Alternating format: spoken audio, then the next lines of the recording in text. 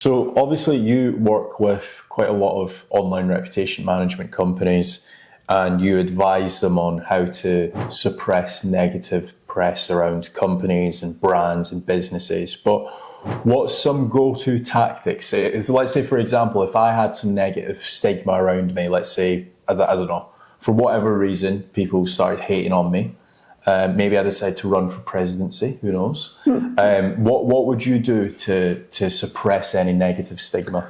So, online reputation management is growing massively. More and more people are searching online for, even before people get taken on as for a job role. Mm-hmm. So if you're looking to take on an employee, they're looking at like, okay, what has this person done previously, or what videos are online, what images are online about them, can I understand more about them, right? Mm-hmm. Or especially if you're looking to hire a specific company to do some work, whether that's a service or build an extension on your house, you want to make certain that these are the right company to choose. Yeah. So with regards to online reputation management, so many companies are coming to us now in wanting PowerPosts, right? Now, what they was doing previously was buying a lot of digital PR campaigns. The issue with a digital PR campaign is that it's not the wording on these articles, they're not specifically trying to rank in Google. They're not mathematically and scientifically putting the right entities in the right placements of the page. So with certain tools like Market Moves, Page Optimizer Pro, and plenty of others, you want to make certain you're getting edge analysis to give you the best chances to rank. And that's exactly what a PowerPost does. Some others, online reputation management companies, instead of just doing digital PR, was then buying 30, 40 or even 50 guest posts. But again, a guest post is an article written on a third-party website, but majority of the time it's a 500 or 1,000 word article, not trying to specifically rank in Google. Mm-hmm. I'll repeat, a PowerPost goes in and specifically tries to rank the articles to then suppress any negative articles that's out there. So just to dumb this down a little bit, right? Let's say, for example, if I was, like, prime example, you've had PR done for James Dooley, and you've landed in like Manchester Evening News and The Sun, the Daily Mail, stuff like that. But they never actually mention certain entities and certain secondary keywords to do with you. So am I right in saying that instead of like a normal digital PR campaign where it might say expert at fat rank, right? What a PowerPost would actually do is that article that's trying to rank for your name, it might mention certain entities about you. So like James Dooley would be your name, potentially your date of birth, potentially where you were born. Am I right in saying that that's kind of what you're saying with Page Optimizer Pro and Market? For sure. So like prime example is, right, let's say if you're using the example of James Dooley, right? Yeah. If I had some articles written in Manchester Evening News saying that I'm a great SEO, mm-hmm. right? But someone was then looking to potentially hire me as an SEO consultant, and they specifically go and type in James Dooley testimonials, James Dooley reviews, James Dooley case studies, right? Let's say those three terms that they might search for to say, all right, who are they? My Manchester Evening News article is just talking about who I am and what I've done. And in there could be some testimonials or case studies. But that page isn't specifically targeted to try to rank for James Dooley case studies, James Dooley testimonials, and James Dooley reviews. So that page then might only rank on position number 2 or page number 2 or page 3. So I want to try to get articles ranking on page 1. Mm-hmm. And it could just be that someone had a bad experience with myself. And if someone did then leave me a review and it said James Dooley review in the title, and someone specifically then give me a review and it was a 1-star review for whatever reason, now that page is ranking position number 1 for James Dooley SEO consultancy review, right? And if a potential new client's looking to maybe hire me and they see this 1-star review, it might make them think twice of hiring me. So what online reputation management companies do is go, hang on a minute, we will try to control the narrative of what's being seen on page one. We want to make certain that James Dooley SEO Consultancy Review has a positive brand SERP. So we need to try to get this 1-star review onto page 2 or page 3 of Google. And then what they call suppress the article, trying to get that ranking lower. But you've specifically now got to write content that's got, like in the title tag, James Dooley SEO Consultancy Review, if that's the term that you want to try and rank it for. Especially certain brands that might have the brand name and something after it with regards to the auto suggest.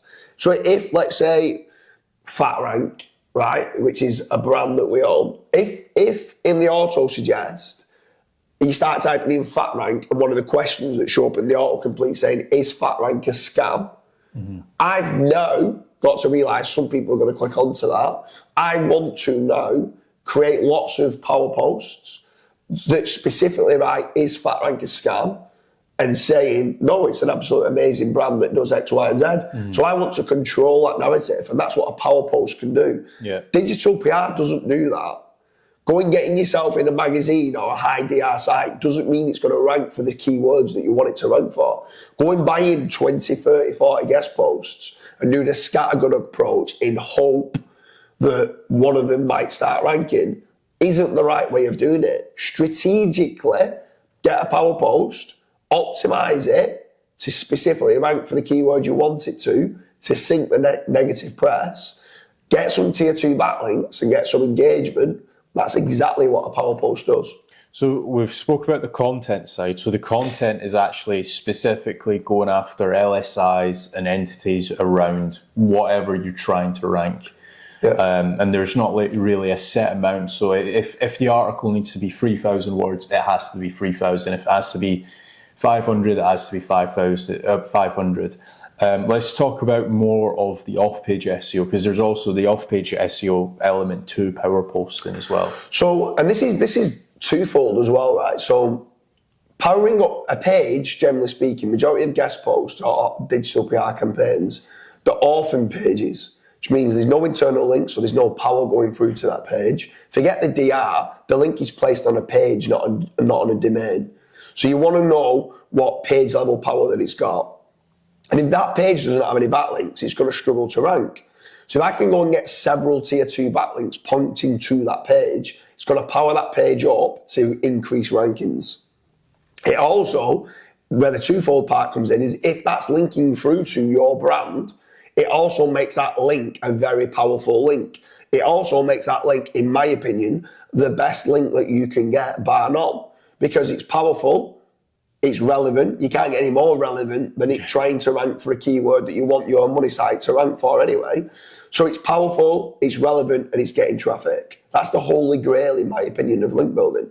So from a link building standpoint, it's the best type of link you can get in having a power post. But then having that power that you're talking about and the behavioural signals, the off-page signals going to that page, Google's looking at that going, there's plenty of people visiting the page, sharing it on social media and linking to it. This page must be a good page, and therefore it gets better rankings. So many people are doing guest posts and they're orphan pages with no backlinks, no traffic, no social shares, and they're wondering why it's not ranking or why those guest posts are not giving any power through to the site. Yeah. But specifically for online reputation management companies, they're wanting to do it so they can control the narrative, suppress the negative press. And why take it to chance? Why go buy 30, 40, 50 guest posts? You don't need to. Just go and buy 10 power posts, not 50 guest posts. Yeah. It costs you a little bit more because you're doing that little bit more on the guest post in optimising the content, hitting it with tier 2s and sending some social signals and engagement through to the page. But it's ranking for the keywords that you want it to rank for that then kind of lowers and suppresses the negative press. And that's why a lot of ORM companies, online reputation management companies, come to Searcheroo for power posts. And then I'm sure there'll be a lot of ORM companies that's watching this, and probably the next question that they've got is how long does it take? So generally speaking, it completely depends on the keyword difficulty, so to speak. But normally we write the article, we'll send the article through to the online reputation management company for them, because sometimes they might be working for big brands and they might have like brand protection officers. Yeah. So they need to see what the article is that's being put out there. They'll sign it off and say, yes, I'm really happy with that article. I don't want them changing too much because it's strategically written in a way to try to rank. It's just making certain that the overall messaging falls within their branding. Now, to be fair, there can be a little bit more lapse because it's not going on their website, it's going on somebody else's website. And they don't really want to be seen that they've written it, do you know what I mean? So they want it to be ghost posting. There's then showing how amazing that brand is. But then we'll send it through, we'll say, look, we're looking to position it on this site. They can decline or accept. But again, our team of SEOs, we know what we feel would get best bang for their buck. We then go and place that article on the third-party website. We then go and do signalboy.com to get some social signals and engagement to go through to it.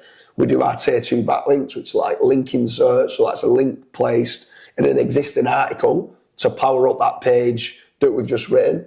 And then generally speaking, you should start to see results. I would say some sort of rankings within a week is kind of where it's at, because your strategic, once it's indexed, we also load it into indexceptional. So once it's indexed, normally it's indexed within 24 to 48 hours. Normally then you need to then get the links, the tier 2 links, you need to get them indexed. So again, we load them into indexceptional. The Google bots come and crawl the links and then start to pass the power through to that page. So you could start seeing some page 1 rankings for some long tail keywords within 48 hours. But then once the other stuff starts to fall into place, like the tier 2 links and the behavioural signals, normally 5 to 7 days is where you start seeing results. Within a couple of weeks, you should. For long tail or for branded queries, depending on the difficulty, you like I said, you could see number 1 rankings pretty quickly. Yeah. Is there anything else that you want to add? Just if anyone is looking for PowerPosts, make sure you check out searcheroo.com.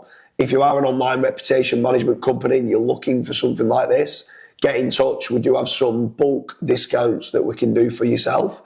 If you're not an online reputation management company, but you just want to try, in my opinion, what I feel is the best type of backlink that there is, that gets you the best bang for your buck, again, head over to searcheroo.com and then go to the PowerPost page or fill in the inquiry form and we can have a chat to discuss what the best strategies for you would be specifically for power posting as part of your link building strategies.